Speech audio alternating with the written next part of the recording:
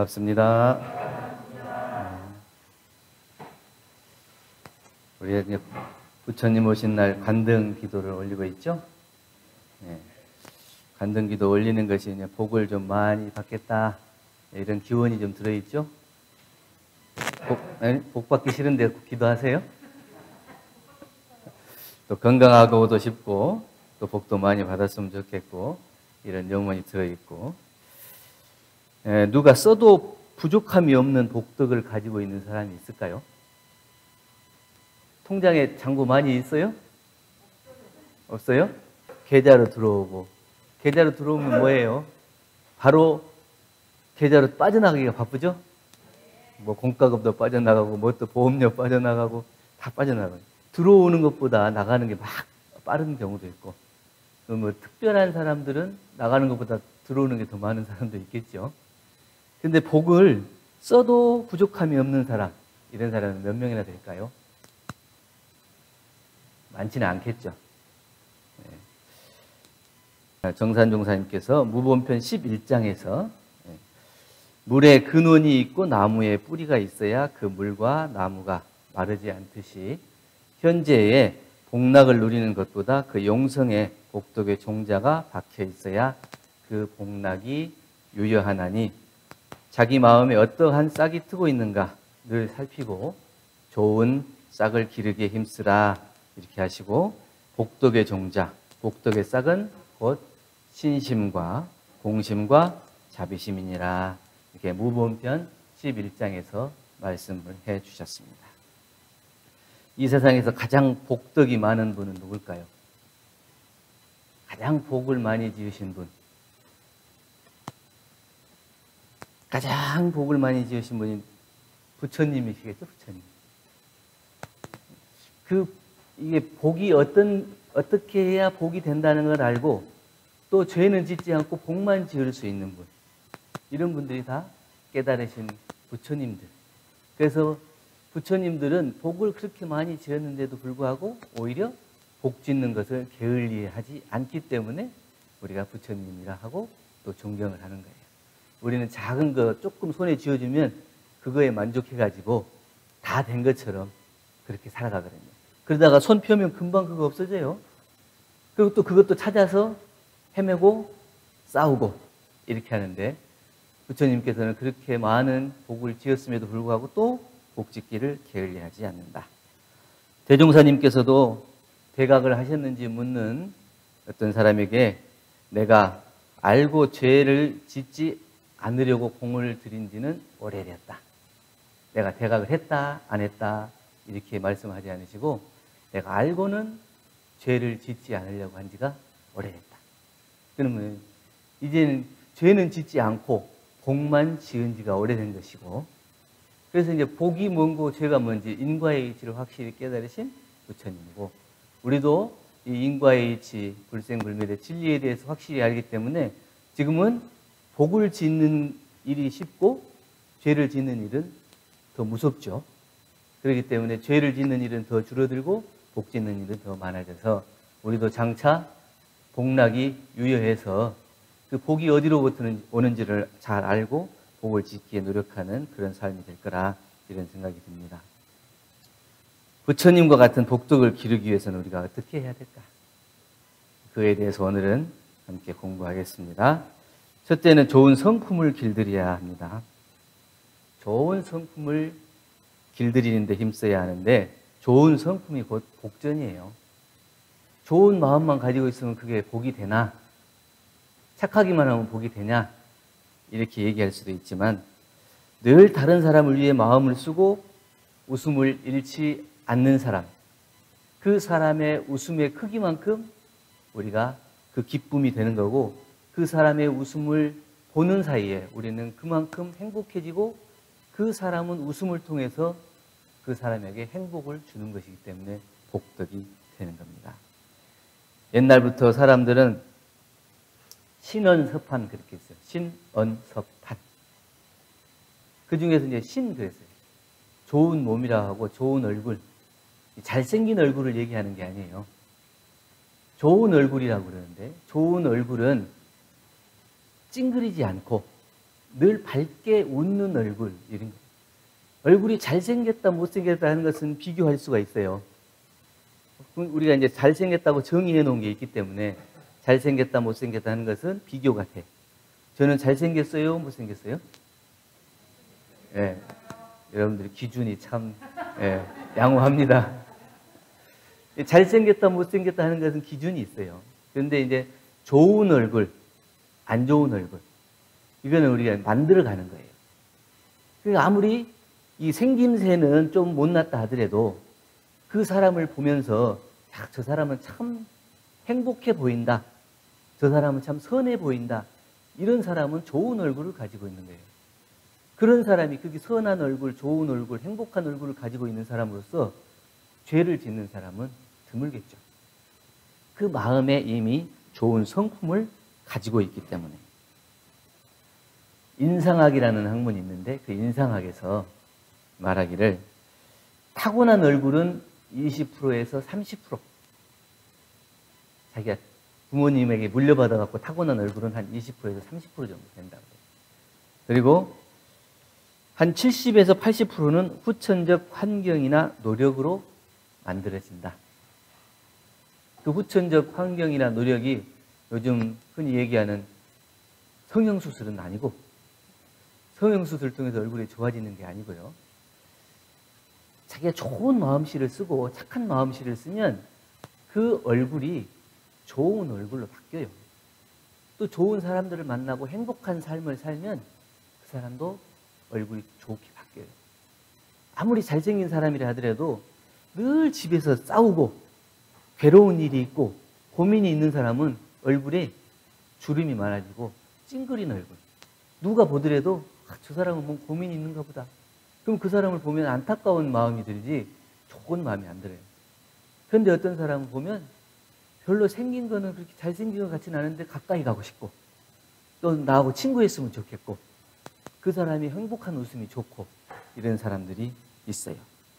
그래서 이게 후천적 환경으로 만들어지는 게 한 70에서 80% 정도. 그럼 우리는 보통 이게 교도님들 얼굴 보면 꼭 이렇게 교당에서 안 보고 밖에서 보더라도 저분은 교당 다닐 것 같은데 이런 분은 또 교당 다니시더라고요. 이 원불교에서 원만한 마음으로 원망 생활을 감사 생활로 이렇게 늘 사막을 대조해서 공부하고 일상수행요법을 맞춰서 공부하는 사람은 그 성격이 원만해질 뿐만 아니라 얼굴도 원만해져요. 약간 동글동글해져요. 그럼 동글동글한 얼굴 보면 원불교 교도구나 이렇게 볼 수가 있죠. 그 후천적 환경이나 노력으로 자기를 만들어가는 거죠. 그래서 대종사님께서는 나이가 40이 넘으면 자기 얼굴에 책임을 져야 한다. 이렇게 얘기했어요. 다 얼굴에 책임을 질 수 있죠? 아직도 책임 못 지십니까? 네. 우리 호타원님 앞에 계시는데 누가 원불교 교도인지 아닌지도 몰라요. 근데 미장원에 가나 어디로 가든지 간에 늘 가까이 하고 싶고 너 좋아해. 어떻게 이렇게 예쁘게 늙으셨어? 이런. 예쁘게 늙었어요? 열심히 공부하신 거예요. 공부하신 공덕으로 이게 이제 후천적 노력이라는 거죠. 그러니까 그 마음이 좋아지면 당연히 겉으로 드러난 얼굴도 그게 좋아질 수밖에 없다는 얘기예요. 얼굴에 성내는 모습이 없는 것이 그것이 공양이고 입에 성내는 말이 없으면 아름다운 향기를 토한다. 마음에 성냄이 없으면 보배다. 더러움도 없고 오염도 없는 것, 이것이 참되고 영원한 행복이다. 이렇게 얘기를 했거든요. 그건 결국은 뭐예요? 이 마음에 좋은 성품을 가지고 좋은 수양을 하는 것. 그 수양을 통해서 나타나지는 얼굴을 통해서 그 얼굴이 늘 웃는 얼굴이면 그게 다른 사람에게 공양을 하는 거예요. 얼굴을 찡그리고 온 사람은 뭘 주고 싶어도 주고 싶은 마음이 없잖아요. 그런데 웃고 달라드는 사람은 뭐라도 주고 싶고 그것이 제 마음이다.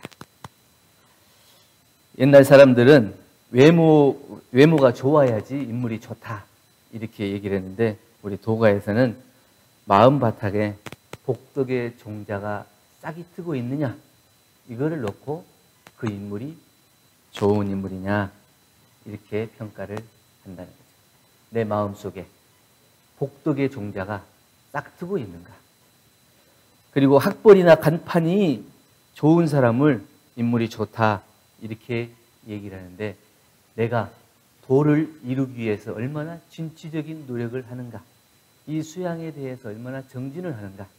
그 정진하는 마음이 있나 없나를 따라서 그 사람이 좋은 인물이다 이렇게 평가를 할 수 있고 지위나 명예가 높아야만이 그 사람이 좋은 인물이라 하기보다는 그 사람이 행동이 정의로운 길을 밟고 있는가 이걸 놓고 봤을 때 우리는 그 사람을 평가를 해야 한다. 복덕의 종자가 싹트고 있는지 아니면 수양에 대해서 정진을 하고 있는지 또는 그 행동이 정의로운 행동을 지키고 있는지 이거를 봐서 좋은 인물로 평가를 해야 됩니다.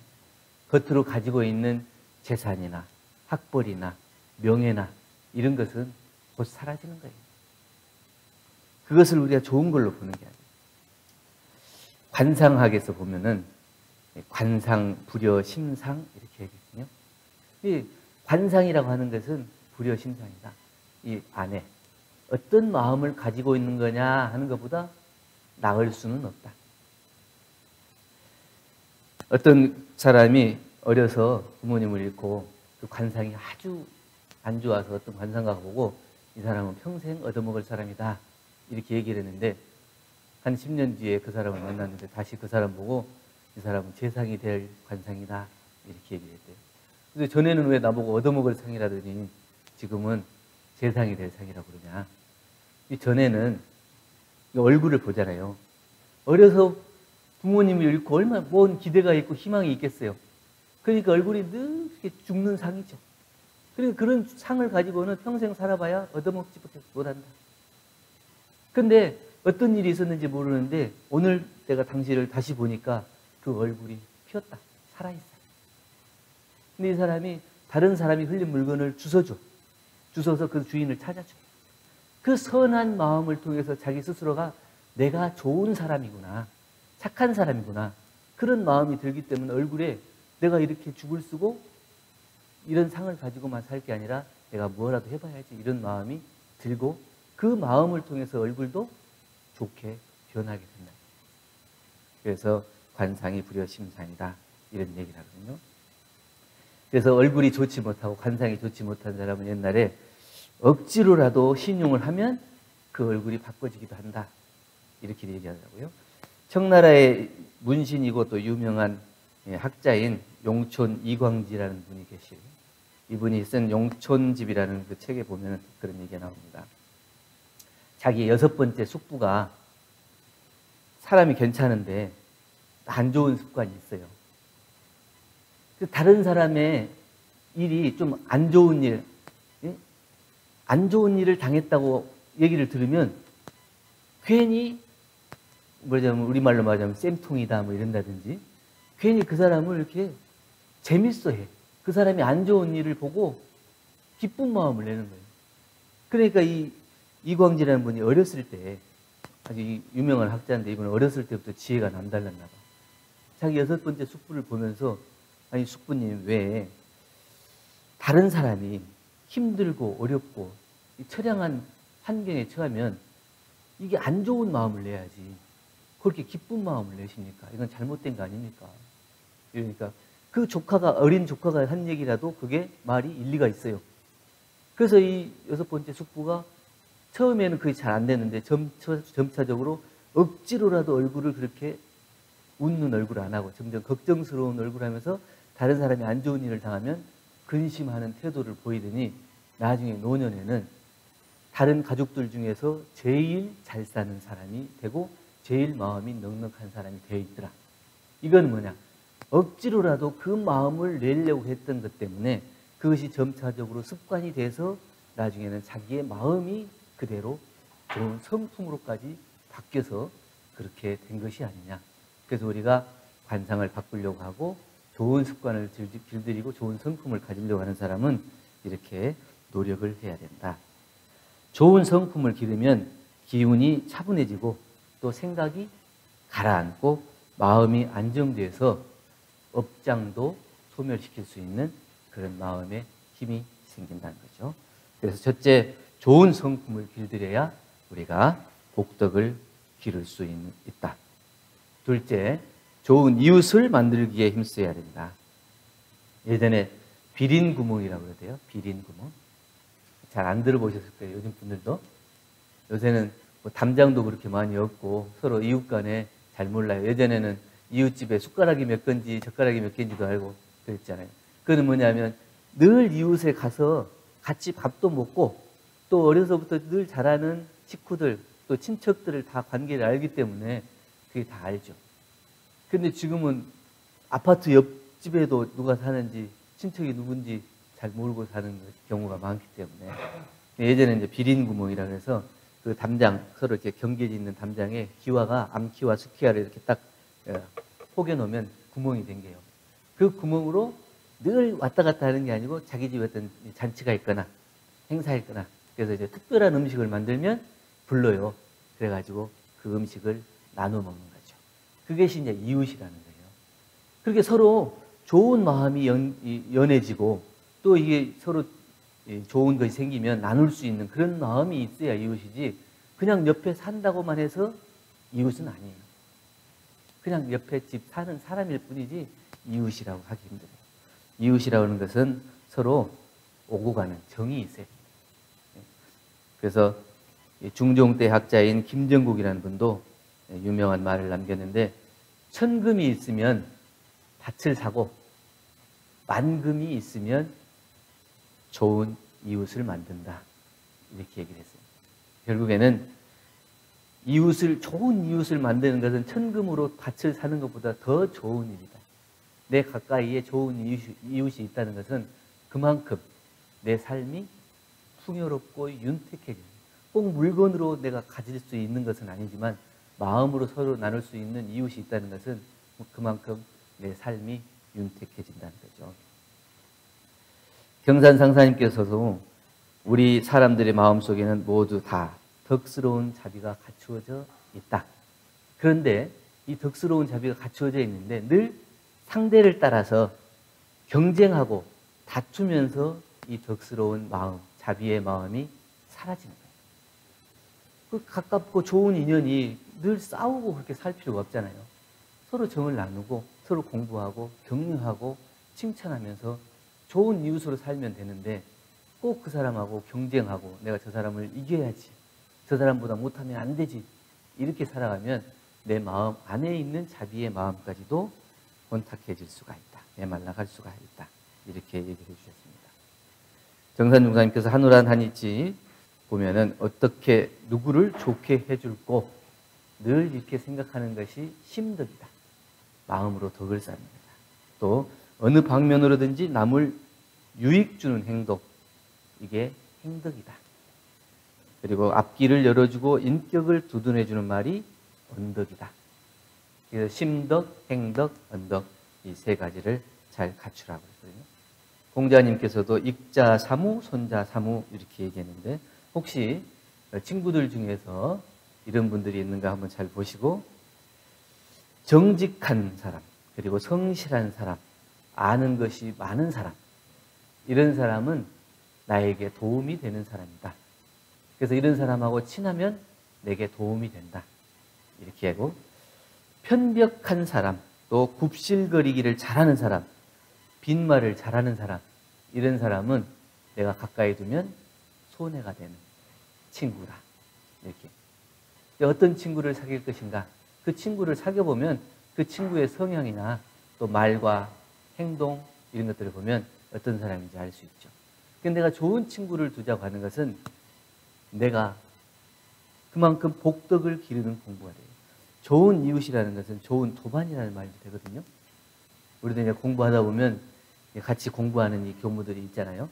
이 같이 공부하는 교무들이 있는데 이 같이 공부하는 교무들이 옆에서 좋은 말로 충고해주고 혹은 심하게 충고를 해주면 그것이 도움이 돼서 내가 공부길을 바로 잡을 수가 있어요. 그런데 내가 잘못된 생각을 하고 잘못된 행동을 하는데도 불구하고 그것을 내버려 둔다든지 아니면 그 잘못하는 것을 잘한다고 포장해 준다든지 이렇게 되면 내 앞길이 막히는 거예요. 내 복덕의 종자가 썩어가는데도 불구하고 내 옆에 있는 사람은 그것을 모른 척한다는 거예요. 그러나 이 좋은 친구, 좋은 도반은 그 사람의 복덕의 종자를 보고 이건 잘못됐다, 썩게 생겼다. 그러면 그것을 지적해주고 챙겨주는 거예요.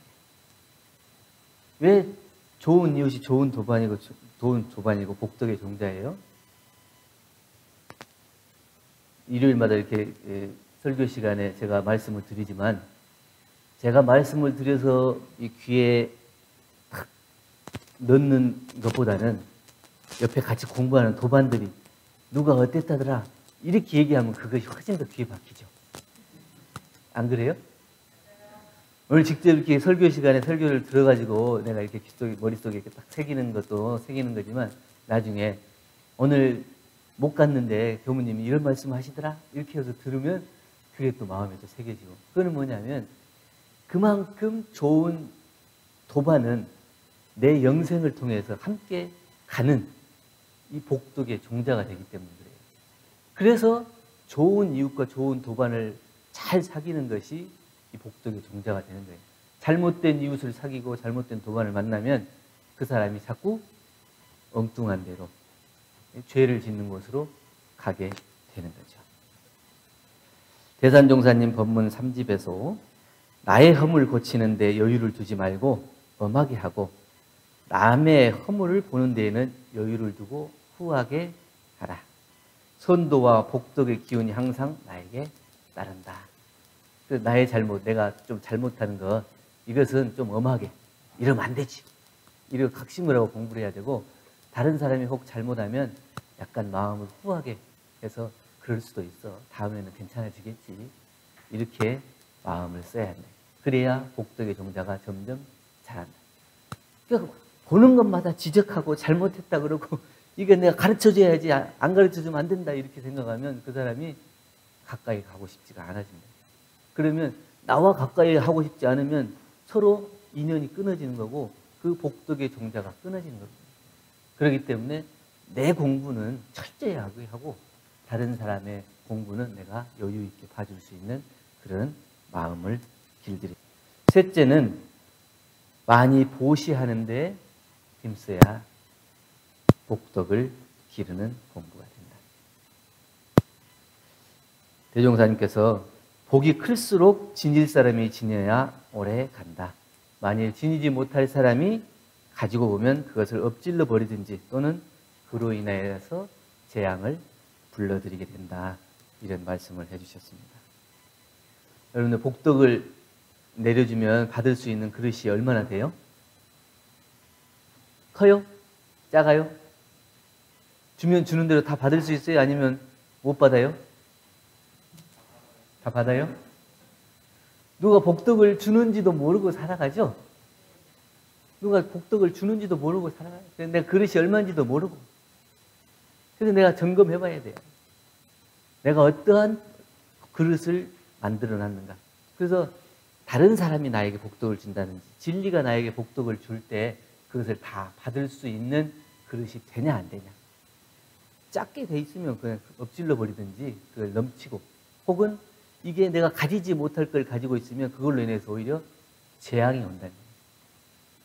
그렇기 때문에 내가 가지고 있는 것이 어느 정도 되는가, 내 그릇이 어느 정도 되는가, 이걸 봐서 그 그릇이 넘치도록 놔두지 말고 그것을 보시하는 데 힘쓰라는 얘기예요. 내 그릇이 넘칠 때까지 가만히 있으면 안 되잖아요. 그 버려져, 넘쳐서 흘러버리면 누구도 쓸 수 없는 버리는 것이 되잖아요. 그러기 전에 내가 좋은 마음을 써서 좋은 곳에 보시를 하면 그 복덕이 같이 쌓이게 됩니다. 넘치는 게 아니고 쌓이게 돼요. 다른 사람한테 주는 것은 내가 손해보는 것 같은가요? 다른 사람한테 주는 것이 내 복덕이 된다는 것을 확실하게 믿어요? 확실해요? 근데 확실하게 믿는데 얼마만큼 주셨어요? 짓기는 얼마만큼 지었어요? 예? 예. 많이 지으셨는가요? 예. 지으면 복이 된다는 걸 알았으면 짓고 살아야 돼요. 지으면 복이 된다는 걸 아는데 내가 짓지 않으면 안 되죠. 그래서 내 그릇만 채우려고 노력하는 사람하고 다를 것이 없어요. 그래서 우리가 내 그릇이 얼마만큼 되는지도 알아야 되지만 그 그릇을 넘치게 두지 말고 늘 보시하는 마음을 가져야 한다. 진리라고 하는 것은 쉼없이 베풀어주는 은혜예요. 천지 부모 동포 법률이 우리에게 늘 은혜를 주시는데 그 은혜가 어떤 이유가 있어요? 우리 진리가 나한테 다시 받으려고 베풀어 주는가요? 아무런 이유가 없이 베풀어 주시잖아요.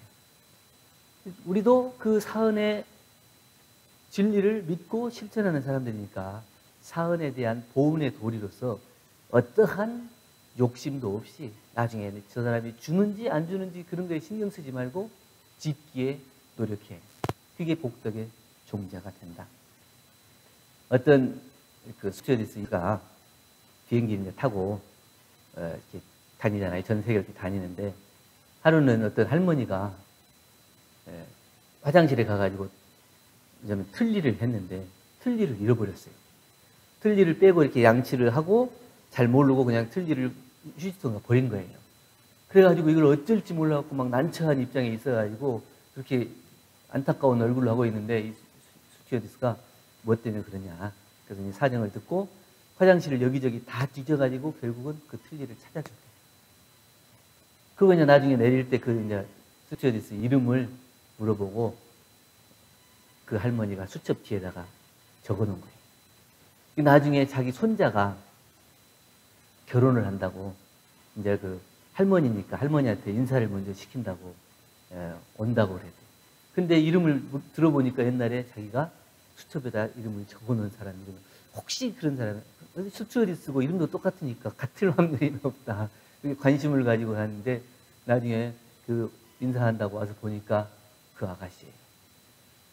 그러니까 말이냐면 그 안타까운 입장에서 난처한 입장에서 내가 그 틀니를 못 찾아가고 참 이러고 있는데 그게 친절하게 찾아줬던 그 아가씨의 이름을 자기 여권 뒤에다가 이렇게 적어 놓은 거예요.